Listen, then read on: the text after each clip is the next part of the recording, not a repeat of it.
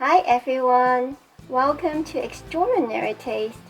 The simplest and healthiest method of cooking tofu is to steam it.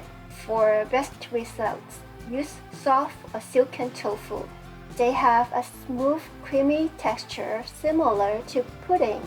I will show you a simple sauce to go with it in this video. Let's get started. As I have mentioned earlier, soft or extra soft tofu works best for steaming. However, they are very delicate. It is best to steam the whole piece.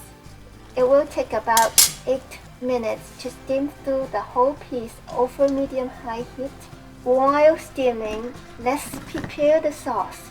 First, Julian cut a green onion and soak it in cold water to get nice curls for garnish. This Asian barbecue sauce, called Sata sauce in Chinese, is mainly made of soybean oil, garlic, ginger, shallots, dried fish, and dried shrimp. It has a complex flavor and savory with a subtle taste of seafood and even a hint of spice. It is often used as a dipping sauce in hot pots and as a marinade for meat.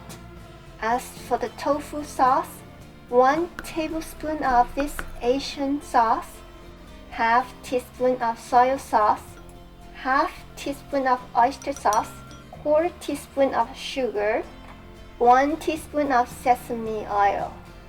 After the tofu is steamed, use about 1 tablespoon of liquid from the tofu to thin the sauce. Then drain out the rest of the liquid, as too much will dilute the sauce. Slice the block of tofu. Put the green onions on top. Then drizzle the sauce over it. No worries if you don't have Sata sauce. Soy sauce or oyster sauce alone should be tasted as good.